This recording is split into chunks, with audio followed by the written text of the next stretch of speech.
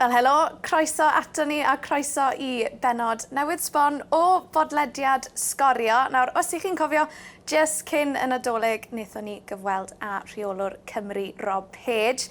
A ni nôl heddi gyda rheolwr arall, Cymru, Gemma Grainger, sy'n cadw cwmni I fi a Dylan ar bodlediad Sgorio. Os ych chi'n gryndo fel arfer ar Apple neu Spotify, ble bynnag ych chi'n cael eich podlediadau, neu os ych chi hefyd yn gwylio ar YouTube. Mae'n braf iawn cael eich cwmni chi. And it's my pleasure to introduce Gemma Grainger. Gemma, it's great to see you, and it's been a while because no games at the moment, so hopefully you've enjoyed at least a bit of time off. I have, yeah. No, great to see you too. It's been a nice opportunity to have a Christmas break. I think September, October, November was pretty hectic. So yeah, it's been nice to have a rest, and then just looking forward now to the next camps coming up. And it's hard to believe, Gemma, it's nearly been about a year since you've been in the job. For us, it's flown by. I can imagine it's also flown by for you as well. Yeah, it has. It's hard to believe that this time last year I was going through the interview process. So I actually had my interview in this room. So it's quite surreal to know that this is the place where, yeah, this time last year it was quite intense, and it was a really enjoyable process, which sounds quite strange for an interview, but it was. And then since then, like you said, it's been a bit of a whirlwind. You know, 9 games in 9 months for an international team is pretty hectic. You know, the 6 qualifiers back to back.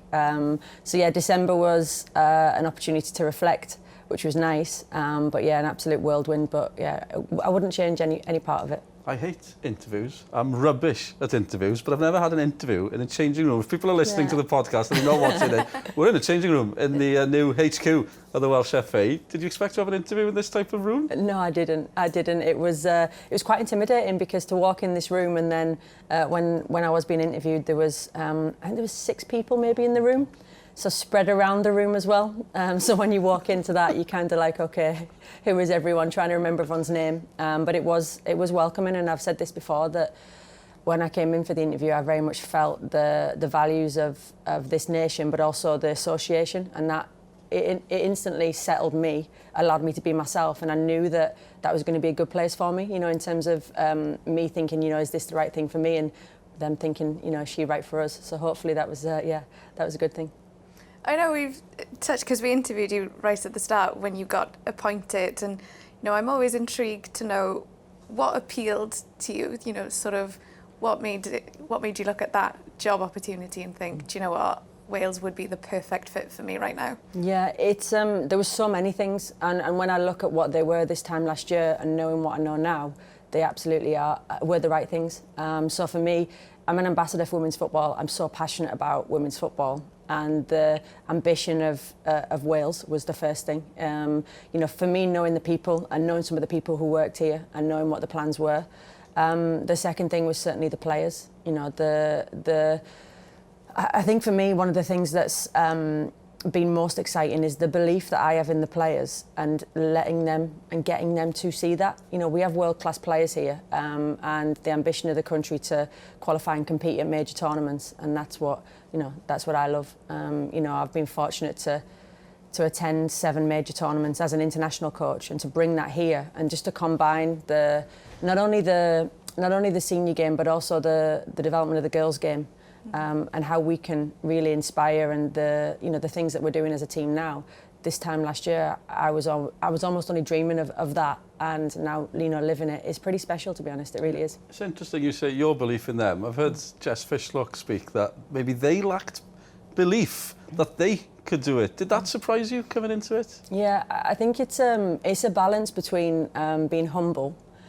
Being extremely humble, and the players are extremely humble, but then me pointing out to them that, you know, belief isn't arrogance, and really being able to own who they are, you know. And I think that some of our senior players absolutely can do that, but it's everyone, it's that collective belief, and it's understanding the history of the team as well. So when I came into the team and understanding what they'd been through, and, you know, someone like Jess, I think maybe, you know, the number of campaigns that she's been through and her experience, and listening to them. So listening to what experiences they'd had and how close they'd got previously. And, you know, the one thing, again, that really struck me with the team is that players like Jess, they would give up their whole career to be successful with Wales. And that is, when I speak to them, I speak to them regularly, and it's like, okay, so I met with Jess a couple of weeks ago, and I'm like, right, Jess, 2022, what does it look like? And she's like, right, okay, so Wales. And I'm like, okay, so what about, club? Okay, but Wales. And it's always, so she's, my club coach knows that when I'm at Wales, this is what I'm doing. So it's, as an international manager, I think that's a really unique situation to be in, because their number one priority is Wales. They do prioritise their clubs, but for me, that's a really easy way to work with players. You've had so many experiences in the game. Do you think they're a tight-knit group, especially the older players, what they've been through, lack of resources, they were getting hand-me-down kits from the men's teams.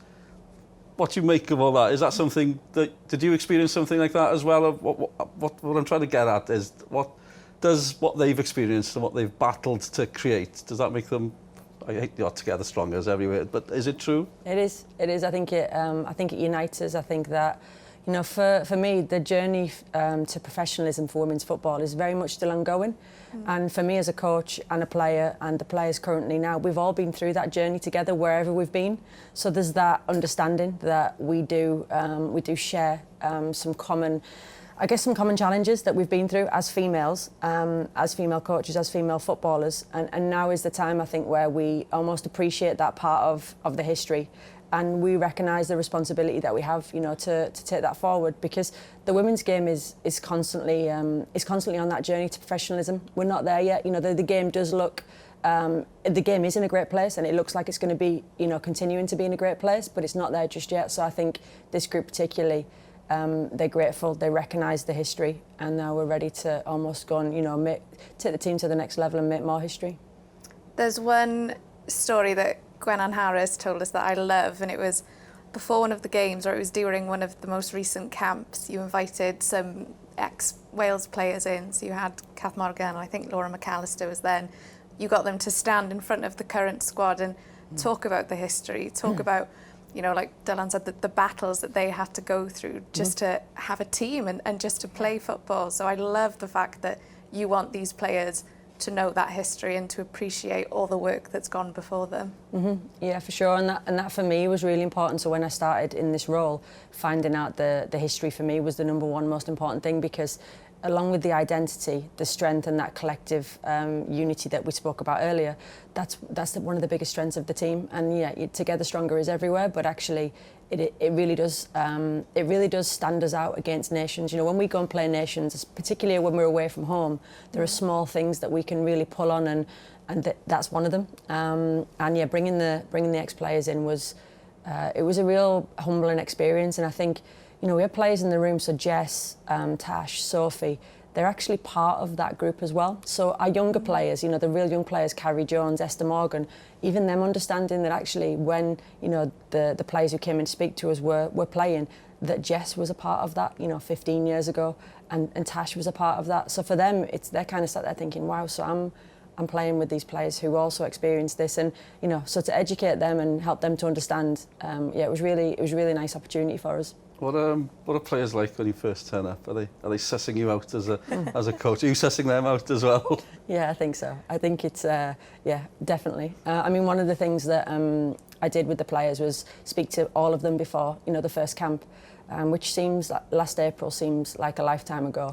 But I had 10 days to. I was successful in the position, and there was 10 days until the camp.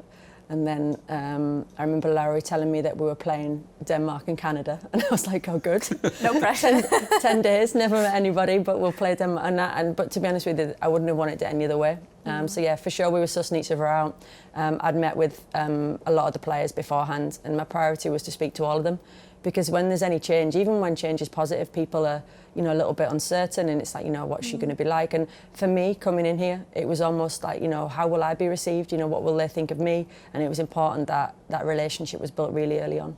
I love, there's a quote by Tash saying about you, she's a bit weird, but we're all a bit weird in this group. So that's a fantastic quote. 100%, yeah. I think that summarises as well. I love that. I think, the relationships that we have are probably the foundation for everything, in terms of that real genuine connection and why we do what we do, the relationships we have with each other. It's a constant thing. Like I said, I speak to the players every week. I'm at their games most weeks. I still need to visit Jess and Haz in Orlando and Seattle. That's what I need the FAW to sign off on. We need to check see if Jess and Haz are okay. So. We're all a bit weird in Wales anyway. Yeah, I think we are. Like North East as well. 100% we're all weird. Yeah, the connection, I've said this before, but the similarities between the North East of England and Wales are uncanny in terms of I guess it's the working class, the working class kind of culture. Yeah. And that's what I've grown up in the North East. And, so when you meet people, you very much know how to, to speak to people and respect people. And, you really do understand and take that time. So, yeah, that weird, I see that as a huge compliment. I think the girls do too. We'll take you back to the North East because you're from Middlesbrough. And I guess, where did it all begin? Where did your love for the game start? And did you always want to go into coaching? I think that my love for the game was from such a young age. I can't really put an age on it, but it's around the age of kind of 4 or 5, which seems so young to think about that now. But for me, football in the North East is, it's like I said, it's working class. And there's 2 things. There's people who work hard, there's the steelworks, and that's where a lot of my family certainly worked within the steelworks. So that's why when I talk about South Wales, Port Talbot, when I drive, past there, that's pretty much the same skyline as Middlesbrough, which, Middlesbrough is well known for. And my dad used to work at Port Talbot as well. So it's just, there's a lot of really, uncanny connections, but Middlesbrough is a working class town and the football club is everything. So from the age of 4 or 5, I'm watching Middlesbrough at Ayresome Park at the time with my dad. And for me, that life was go to school and on a Saturday go to football with dad and my uncle, watch my dad play football on a Sunday. And it was just repeat from the age of like 4 or 5 all the way through. So it's kind of ingrained in me. It's a love and a passion that I don't think I truly appreciated or understood until later on in life, if you like, because for me, football is, whether it was male, whether it was female, when I was younger, it was just football. I didn't see myself as a female in a male environment. It never dawned on me, even though that's what it was. But for me now, the playing the game and my passion for being an ambassador and having that platform to represent females, that's become even more of a priority for me, in terms of what people from Middlesbrough, particularly, in terms of what is achievable from whether you're from Middlesbrough, whether you're from South Wales, North Wales, wherever you're from, you can actually, once you've got a love for something and you know what you really are passionate about, that the sky's the limit. And I'd say that's what I'm most passionate about for sure. It's interesting you say the Port Talbot Middlesbrough thing. It is uncanny. Everybody's arguing where was Blade Runner based. It is Middlesbrough. It is Middlesbrough. Yes, it is. I was trying to suss out as well which era of Middlesbrough when you first started following the team. So it's before the Brian Robson crazy era. Yeah, it's just before that. Yeah, so for me, before Ravanelli and Juninho and all those guys landed. I've had such a great time as a Middlesbrough fan because those players, for me, it was around that era. Paul Gascoigne, Paul Merson, Ravanelli, Juninho. One of my best memories was in what was obviously the Millennium Stadium. Middlesbrough won the Carling Cup. At that point, we beat Bolton there. So my first trip to Cardiff was there with my dad, and I remember that day so well because Middlesbrough. I mean, I don't know that they will ever win, something again in my lifetime. Maybe I'll be wrong, but yeah, for me that was huge. So for that to be based in Cardiff, I'm like, there's so many strange things that are really nice memories for me. But yeah, certainly that's one of them, for sure. That was an interesting time. The boom of football when everything went a bit crazy. It was crazy. Yeah, it was fantastic. Crazy. It was. Yeah. And then Gemma, how did the journey into the coach that you are now? Where did that begin? Because I'm right in saying you started at a really young age on your coaching journey. Yeah, I did. I was still playing, so I was 18, and I pretty much started coaching in primary schools, and that's when the journey started. And I think when I was 18, I mean, it was 21 years ago now. So at that point, I remember starting coaching, going into primary schools, bag of balls in the boot of the car, driving around Middlesbrough schools, working in the football in the community, really starting to deliver girls-only sessions. So there was some funding at that time, and it was kind of like, we're really big on girls' football. And I remember having a conversation with my mum at the time, and she said to me, Gemma, this isn't a job for you. And I said, why? And she said, maybe you should be a PE teacher, because she was worried that, coaching wasn't going to be a profession, certainly in the women's game, because at that point it was very much grassroots, even at the highest level, of the game. So I didn't listen to that And, you know, I think I was, when I look back at it, I was probably a little bit defiant of the fact that I was going to continue to be a coach and continue to do that. And it kind of went from there. So the funding in the game and the girls' game particularly, I then started working at a county FA, which was where I spent, again, a lot of time developing grassroots football, but at the same time working with elite girls at the time. And I went to Middlesbrough, Leeds United, and I was working with some really, really good young players who now are professional players in the game, which when I look back, I'm kind of like, wow, you know, that's, again, another real strange thing that, you know, you meet a player at 9 and now she plays, you know, as an international player and, you know, a WSL player. So there's some really nice things there that, for me, coaching in the last 21 years has been a real mix of grassroots and elite, and I enjoy both. You know, I was at our performance squad last night down at USW, and to see the under-12s down there, I get as excited coaching under-12s as I do like senior internationals. It's amazing because ultimately you just got people out there who love what they're doing and you just want to help them to get better. So I did start young, and I think that from day one I had the bug. I can remember where I was in my first coaching session when I was 18. It was on an AstroTurf pitch in Peterlee, which is near Durham, and I just remember the school turning up, and that was that. And it's a real clear memory for me. So yeah, again, I don't know if I realised at the time how much I realised I was going to love coaching, but obviously I absolutely do. Well, thank God you ignored your mum's advice, because otherwise we wouldn't be sat here. I know. Mums worry. Yeah. No, they do. And dads, they worry. That's yeah. it. They worry. Yeah. That's all it came from, worry. She's she's incredibly happy now. But yeah, it was worry. 100%. She was worried. And you've had a lot of experience coaching abroad as well, haven't you? You've been out to Germany and America. So you've sort of, I don't know, you feel like you've had the complete experiences in terms of being out in different cultures and learning from all sorts of different football coaches. Yeah, I think that's, as a football coach, that's what we've got to do. You know, one of the things throughout my coach education was learning about what other countries do well and what we can learn from them. So particularly with the Germans, you know, for me, the winning mentality within the women's team at the time, they'd just won, I think it was like their 6th consecutive European Championship. So I was like, right, okay, I need to go and meet, you know, Sylvia Knight, who was the head coach at the time. So I was at my pro licence at the time, went to meet her, spend some time in her environment and just picking up, you know, what is it that makes them successful, the Americans as well. So I'm pretty obsessed with finding out, you know, high performance, what does it look like for people, and I want to bring that back to, you know, to what we do here and make sure that, you know, our players are, you know, Jess particularly has played all over the world, so combined with their experience and those experiences, I think you've always got to remain open-minded as a coach, you know, to learn from everything.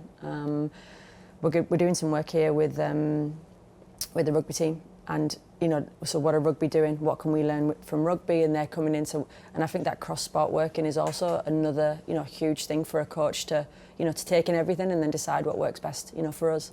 That's fascinating. What have you picked up from rugby so far? We've got our first workshop next week. Oh, so. But do you know what's actually really nice being here at the Vale when the rugby team are? Yeah. That performance environment for me is huge because, you know, you've got a hugely successful rugby team, you know, one of the best in the world in the same hotel as us. So although COVID is a little bit restricting, I can't wait to speak to the coaches, to the players, because when they're around and you're around, it's a performance environment. It rubs off, you know, the kind of mentality. So I'm really keen to look into that. I'm looking forward to it. With Sean is saying your experience all over the world, have you been a bit insular, not just in Wales, in the UK in general, with players going abroad, coaches looking for inspiration abroad? I'm sure it's got much better in the last few years, but was that culture here that slightly superior? I think we don't need to learn. We know how to do things here. Yeah, I don't know if that exists in the women's game as such. I think I think in the women's game it's always been a bit of an open door policy. So I was so surprised that when Sylvia Knight at the time was the Germany women's head coach, and when I contacted the German FA to go and visit her, I was so surprised that they were like, "We'd love to have you. You know, but we come over for a week where we've on," and I was like, wow, they're kind of really welcoming. But it taught me something that, you know, the most successful teams and people are like that, you know, in terms of they want to share that knowledge. So that mentality is almost the opposite of, you know, the door closed or the door shut secrets. So the women's game, I've always found that I actually spent some time a couple of weeks ago with GB Hockey down at Bisham Abbey. I'm constantly, you know, searching for, you know, GB hockey, meeting with the players, meeting with the head coach there, you know, what makes you successful. You know, they're a hugely successful culture. Anything that we can take from them and we can give back. So I think in women's sport in general, there is that kind of, you know, door open policy. And you know what, in the men's game, I don't know if it is as open. I think, you know, maybe what you said about that insular, you know, the levels of the game, and yeah, I'm not sure it is as open, but it certainly is. It's open behind closed doors, because for me, I have a lot of support men who work in the men's game. I work with a lot of, you know, coaches, not so publicly, but they're always wanting to help the game and me particularly, you know, in supporting me. I find that fascinating. You know, you've spent time with GB hockey, learning from different sports. And I think it was Pep Guardiola, when he went to New York, became like obsessed with chess players and just wanted to find out how they work. So I feel like that's an incredible trait to have, that you can step outside of football and you can just see there are so many things that you can take from different professions and different people. Yeah, definitely. I think that you have to be so open-minded and so open to what makes other people successful and how you can bring that, you know, into your environment. I think that advancement and evolving like that as a person and as a coach, I know, you know, that I read a lot, and that's because I'm like, you know, I'm always looking at, okay, so how are they evolving? How can we advance? And I think that's a little bit of an obsession, but it links to the passion. It's a good obsession. It's not a bad obsession. It's just a passion of, you know, that want to be successful. And it links to, you know, why we do what we do, in terms of we want to compete regularly at major competitions. And to do that, we're going to take everything that we can, you know, to make sure that's the thing that we talk about here forever, not just doing it once, doing it, you know, consistently. I've got to say, I always love Gemma's press conferences, because you always give us book recommendations. Fantastic. And I've bought a few of them, so I do. it's Brilliant. it's all good. When you come into a job with Wales, you know, where do you start? Day one point. I know you've prepared before, but you know, what's your first target, so to speak? My first target is to get to know the people. It always is, because to understand the job that you're doing, you know, you can have a lot of assumptions around what the team or the people want to be successful, but actually speaking to people, and it's a real simple strategy. But listening to staff and players, you know, how are you? How are things? You tell me what's working well. What do you think we could be doing better? I always find that when you come into an environment, people are willing to be honest. And it's almost letting them know that who you are as well. You know, I'm still spending time doing that now with the players. I think some of the things that I do, I am a little bit different. So, you know, I do want to empower the players. So I ask them a lot of questions, and I can see them looking at me sometimes thinking, is she trying to trick me? Does she want to know the answer? Like, but I do. And I will say to them, so I'm going to ask you a question, and I want to know what you think. I don't want you to tell me what you think I want to hear. Okay, I want you to tell me, and I think that's built over time.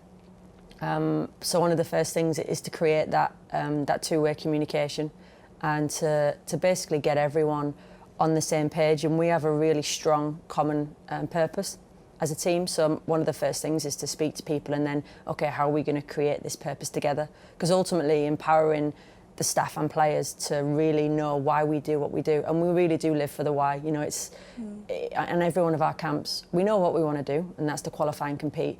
But actually, why we do it is a very different part of, you know, who we are. And I think that, you know, the why in the first half of the campaign, the for her, for them, for us, has been such a strong aspect of, you know, the way we have been every day. You know, the culture that. The standards that we live to. It drives us all, it motivates us all, and it's a big part of who we are, for sure. You've spoken about doing stuff, explaining to the players what we're doing, explaining the why. That's a term I've heard a few times. How important is that for players? Yeah, particularly I find with female players, they like to understand why. So even if it's as simple as you know, we're gonna be doing this in training today, and this is why. I think that helps with buy-in and understanding. Because people generally want to know why they're doing what they're doing. And again, creating that opportunity for players to ask questions. You know, Gemma, why are we doing this? Or I actually think we could be doing this. The strength of the team, for me, the variety in the playing group and the staff group, everyone's got to be able to feel like they've got a voice. So if someone does notice something, so it's not about me being right all of the time. I have an incredible staff group who are better than I am in many areas. So the players seeing that the staff delivering their strengths is our philosophy, and the players as well. You know, the players' strengths, we spend a lot of time talking about what they're good at. And the philosophy is if you deliver what you're good at, then we won't be far off, you know, whatever we want to achieve. But it's a daily thing. It's a daily thing that we work on. It's not something that, you know, you say, I hear the word culture a lot and it's like, you know, we have a great culture, why we do what we do, but it's actually behaviours, it's daily behaviours that if they can be consistent and they align with, you know, the why, that's what we work hardest on. You know, some days, was it good enough today? I'm not sure it was. Being honest with those conversations, we've had some really good conversations as staff and players because it's so important to say, you know what, that wasn't good enough today. Why wasn't it good enough? Let's talk through it. Let's move on together. So, and that's high performance for me. It really is. Is that where leadership groups come in as well? How important are they? Yeah, they're huge. The leadership groups are, for me, the player-driven aspect of that is the most powerful part of the team. Because when the players are driving their leadership area, their culture, their accountability, it's so powerful because, you know, we have a number of leadership groups. So I work with the captains particularly, and you know, the communication I have with them is consistent. It's on a weekly basis. It's, you know, Sophie, this is what I'm thinking for camp. What do you think? Sophie will give me her thoughts. The same with Tash. You know, Tash, I'm thinking this. What do you think? And we build it together. So that's just one example, I guess. But the players as well have so much knowledge. Like, it would be silly not to, you know, to tap into to their experiences and knowledge, and the staff the same. So how we do that together, I think that is a unique part of us, because it does take quite a lot of trust to empower people, because essentially, you know, the trust, whether it's from me or from them, it takes time, but it was one of the first things that we spoke about. Going back to the question that you asked me on the first camp that I came into, one of my biggest priorities was saying to the players, my number one priority is that you enjoy being here. So when they leave camp, if they're driving down the drive at the Vale thinking, I don't want to go back there, that's a huge problem for me. That's staff or players. So and people are kind of like, you know, enjoyment. I'm like, yeah, enjoyment. I mean, I hope you see it. The players have the time of their life when they come here. And that's it, and the staff as well, as do I. And it's such an important part that people miss, that, you know, enjoying things every day is huge. So we do have a lot of fun, and when we work. So that's the idea.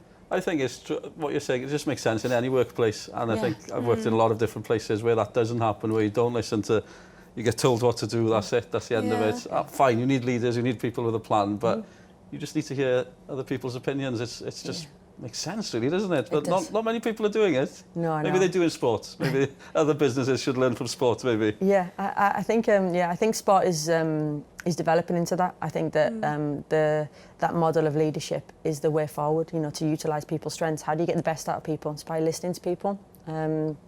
And I think, you know, in terms of the hierarchy, there is a hierarchy in terms of, I will say to the players, look, share with me an idea. I'm not always going to agree with you, but I'll always tell you why I don't agree with you. And it's almost that honesty again, you know, where, so they don't always come to me and think Gemma's going to do everything we say.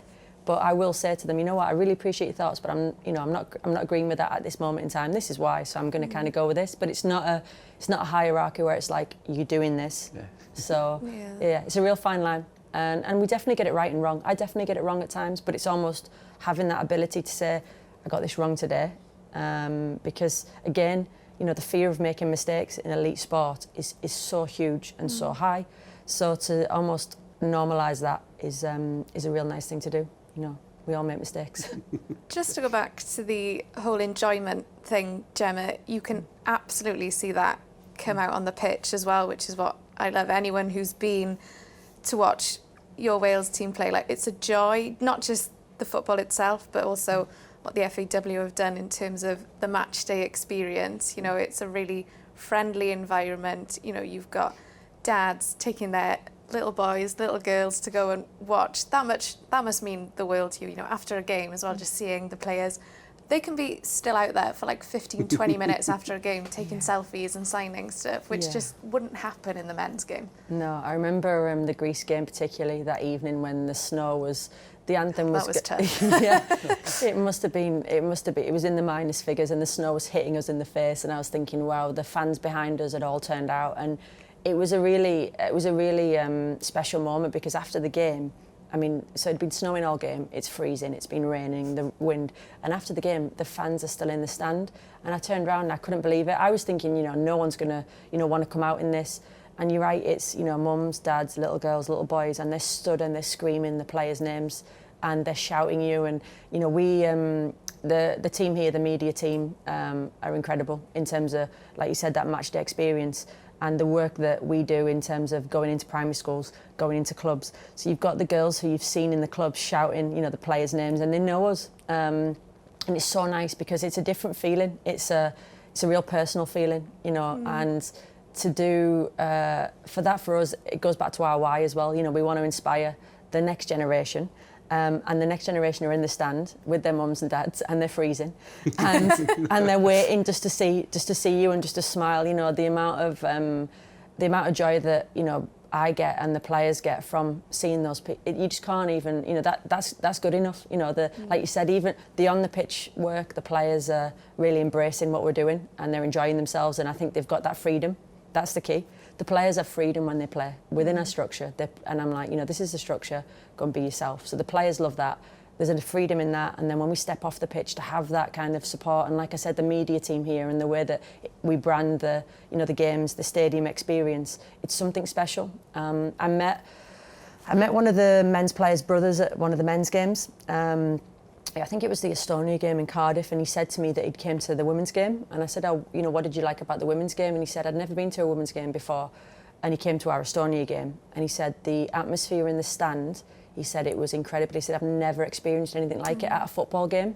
So there's a real uniqueness about the women's game and the fan experience, you know, that it is different to the men's game, and, you know, the way that I guess we're creating that environment for people to, you know, to come and enjoy. It's really special. Yeah, I think with Wales, I think the men's game is different with Wales as well. I've followed football all my life, and it's very laddish. Obviously, there's that culture, but so many families watching the men's team as well. Obviously, they're outnumbered, but it is very special. What we're getting now with the women's team as well is you're getting people travelling up the M4 going to Llanelli to watch them. I know people are planning trips to Spain for this upcoming camp. There's Wales away following the women all of a sudden. That must be fantastic. You know what, it's so special. The France game, the away following that we're in France, you know, to see them in the stand, it's a hard feeling to describe. Like, it almost gives you goosebumps because you're in a, you know, you've travelled to France, there are 20,000 French people, and then you look up it and you see the, you know, the crowd and the flag is there and the players see it, and it's kind of like, you know, we do have that home, to feel the home advantage, because the first couple of games we played were behind closed doors. Yeah. And then, you know, the Kazakhstan game when we, you know, we started the campaign, it's hard to describe the strength that you feel when the fans are in the stadium. It's really, really, it's home, and it's such a, you know, strength. And when we've played away, it feels different. You know, I mentioned the France away game, Slovenia. There's fans in the stand for Slovenia. You know, to know that people are travelling to support us, it means the world to us. And yeah, it is that home away from home, you know, feeling. And even the, you know, the bus, I know that the buses that have been arranged for the games in Llanelli, and you know, it's like the buses are leaving from Cardiff, who's on the buses, and I'm like, this is incredible. You know, so it's really exciting, and yeah, I'm hoping that that's going to continue to get bigger and bigger and bigger, because they do help us to be successful. I don't blame them for the next upcoming camp in Spain, though. No, that was not too bad. Looking forward to that one. That sounds. Yeah. I know it's a camp. There's some big games coming up. That's going to be Yeah, I can't wait. Another challenge. Yeah, I can't wait. It's there's a couple of bits around the Pinatar, so we're going to be in Spain for 10 days. In my time here, we've been at the Vale for all of our camps, and then we've obviously flown out. So to have 10 days in Spain is going to be different for us. The Pinatar Cup is for me, it's like a tournament experience, because when we go to tournaments, we will be in hotels with other teams.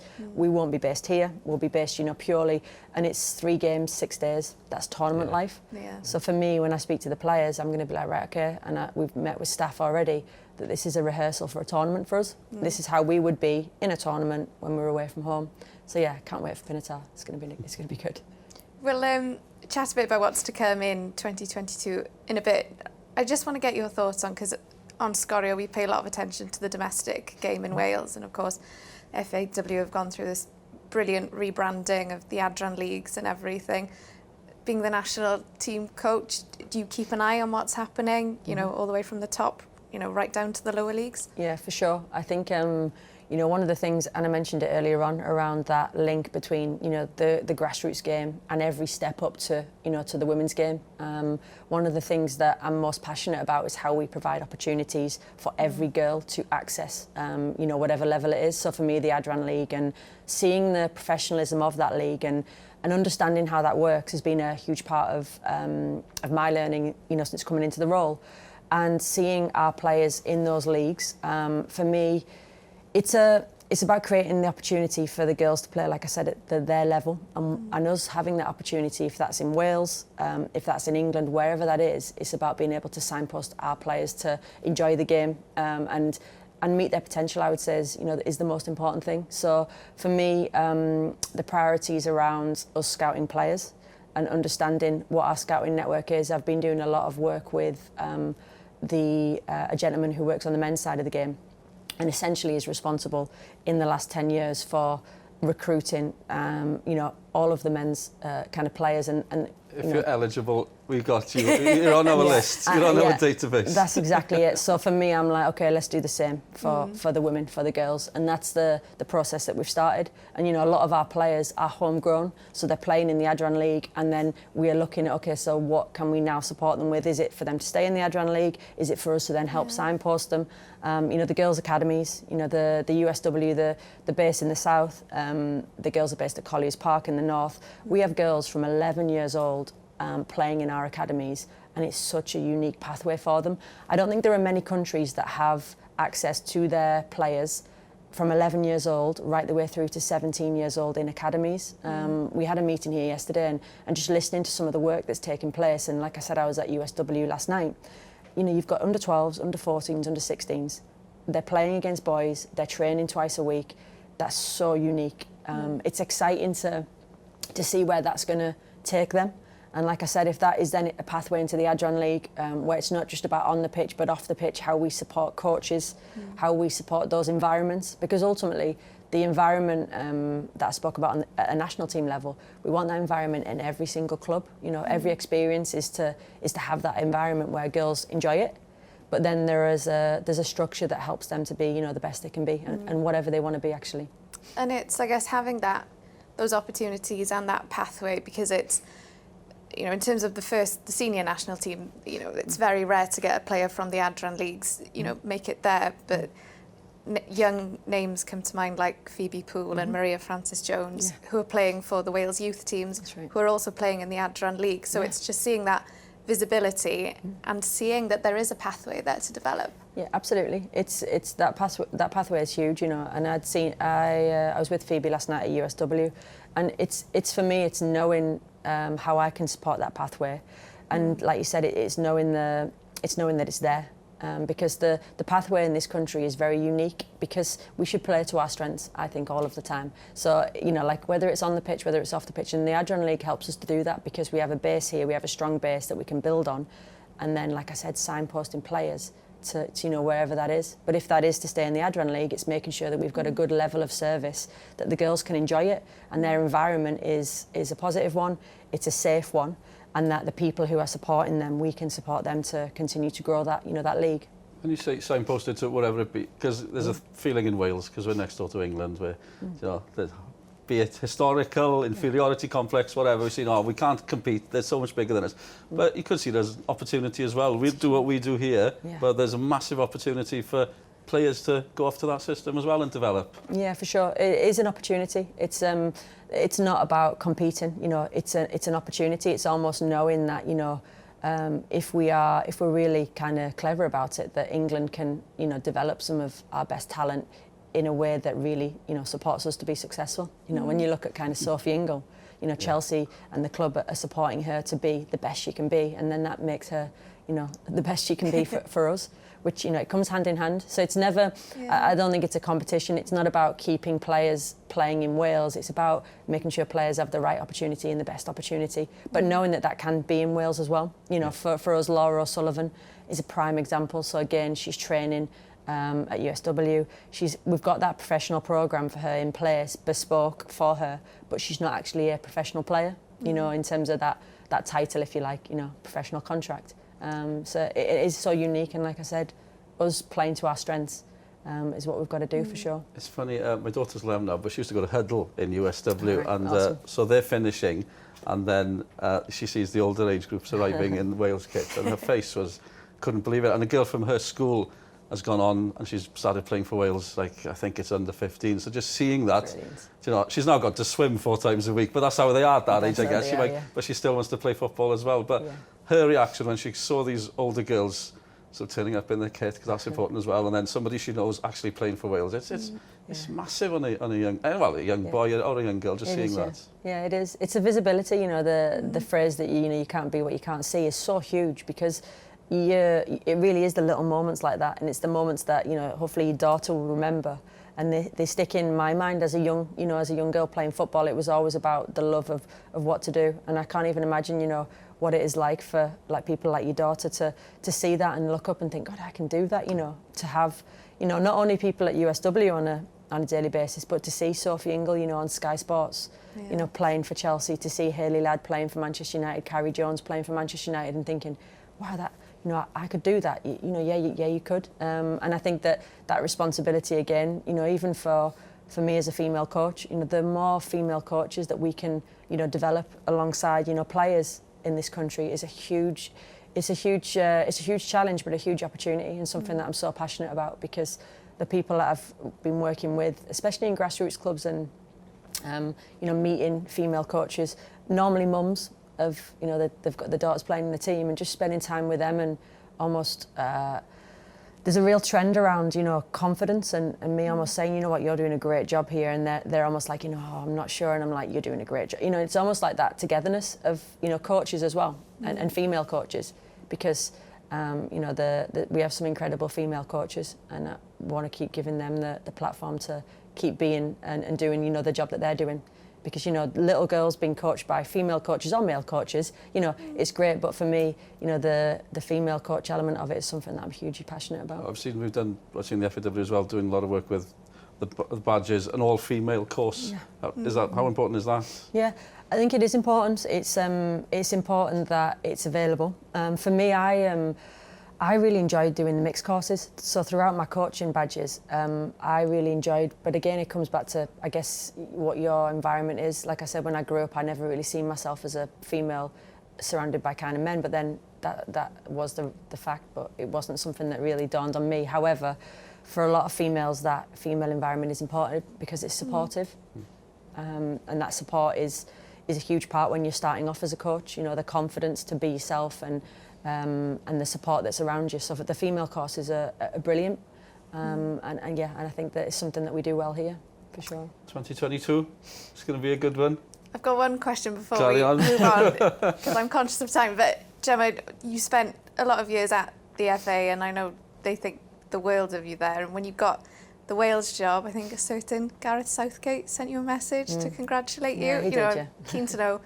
I don't want you to name names, maybe, but I can imagine you've got a pretty cool collective of coaches that you can turn to for advice. Yeah, I do. I think it's the game in general. So yeah, I was there for a long time, and I think it's football is a real small world, you know. So, you know, whether you're in England, whether you're in Wales, whether you're in Scotland, everyone tends to know everybody. And one of the things that I'm really grateful for is that support, you know, the open door policy. So without naming names, the people who I can speak to for advice, you know, whether that is in England, whether it's in Wales, whether it's in Scotland, whether it's in Ireland, it's a real nice opportunity for me to, you know, I've been coaching for 21 years, and in those 21 years, in the women's game solely, I've worked in the men's game in a couple of environments, but certainly when I was with the FA, the link with the men's teams there, I was really strong. So, and again, it goes back to being open-minded. I will never miss an opportunity. So wherever the coaches are, I will call them and say, can I come and see you for the day?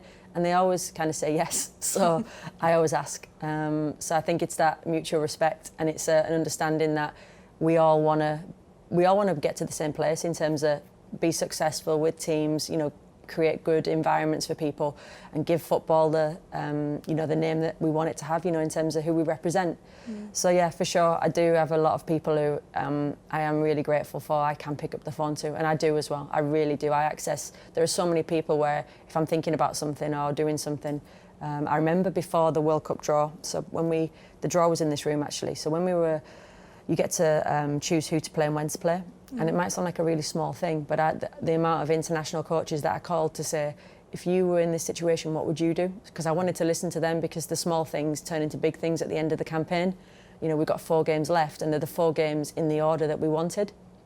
And again, really small, but the amount of people that I spoke to prepare for that moment, it's really going to help us to hopefully, you know, be successful. Absolutely. I bet you've got quite the phone book, actually, Gemma. Yeah, 2022, very exciting. Try not to get too excited, but I think, you know, when you were talking about the Pinata tournament just now, you said when we get to a tournament, not if we get to a tournament. And I'm not going to name the World Cup, but how excited are you? Did. I just did. Yeah, you did. No, I'm excited because Pinatar, like I said, it gives us an opportunity to go and replicate and rehearse that tournament environment. You know, the 4-year journey for us is still the journey. So we speak about as a team every camp. It's the World Cup and it's the European Championship campaign, and we're very focused on that. We want to qualify, we want to compete in major tournaments, and that's what we talk about regularly every day. So every day, you know, another reason why the players might call me weird is because I count the days in between camp. So when they leave the November camp, I'm trying to think of the exact number what it was now, but it was something like there's 74 days till I see you again, because all the work takes place in between those days. So for me, you know, when they come on camp, we prepare them to perform in a short window. You know, they come in, there's 10 days, particularly when Jess and Haz are travelling from America. You know, we're sometimes getting them on the pitch twice before they then play. So it's managing them in the 10 days, but all the work takes place away from camp. So I'm like to the girls, right, in these 74 days, how can you be better than anybody else? And that's the exciting part, because when we see them in February, I can't wait to see what they've been doing since they've been away. And of course, I'm watching them on a weekly basis, speaking to them, but it's actually right, we're here, we're going again. 2022, we know what we want to do. There's 4 games left in terms of the campaign, and we're very much focused on how we build on the first half of the campaign and how we are better. You know, it's not about making huge changes, because I think we're on a good track, but it's about if we can make some marginal, you know, changes to, okay, let's do this a little bit better. We've played all the teams that obviously we're going to play in the last 4 games. France is next, Kazakhstan in April, so that's very much the focus. And Pinatar is about preparing for the World Cup. It's about nothing else. Those 4 World Cup games, it's about what do we need to do in Pinatar that will help us in those final 4 games. Yeah, after what happened in France, the build-up to the home game against France is going to be something special. One thing I'm not looking forward to this year, in a way, is watching the Euros in the summer, because how close Wales came. I'm sure a lot of the girls it'll be tough to watch. Can you use that as a driving force, the disappointment? Yeah, I think it is going to be tough for the players. I think, you know, when I first came in, that was one of the things how close we know we were to that. But it's almost how we use that, you know, we use the learning to motivate us. Like you said, you know, this summer for me as a coach, I'll be watching the Euros closely, because all of those teams we will play against. So for me, selfishly, as a coach and the coaching team here and us as a women's department, we will be watching those games because we want to play against those teams in tournaments. You know, you said the France game, my favourite game by far, because they're the teams that we want to play in tournaments. You know, the other games, of course, they were great. But for me, and when we are as a group, I'm like to the girls, these are the games that we want to play France at a tournament. So let's go out there and represent ourselves how we want to, you know, do that in tournaments. And it's that mentality that it's belief that we're constantly building. I think what summed it up to me was after that France game, just how disappointed everyone was, whereas that would not have been the case even just a couple of years ago. So I think that to me just sums up how much the mentality has changed over the years, which is really exciting. I'm conscious of time. We're going to have to leave it there, but I feel like I could sit here and talk to you all day, Gemma. And honestly, best of luck with the next few months and everything, because, like I said, we're just so incredibly excited. Yeah, Thank you. It's great to have you in Wales, and if you're weird, we all need to be weird. We love it. Let's embrace it. Absolutely. Thank you, diolch. Diolch yn fawr. Diolch yn fawr. Diolch yn fawr. Diolch yn fawr I chi am wylio a gwrando ar bodlediad Sgorio. Diolch o galon hefyd I Gemma Grainger am ymuno â ni. A Dylan, wylwn I chi tro nesaf. Hyfryd, diolch yn fawr.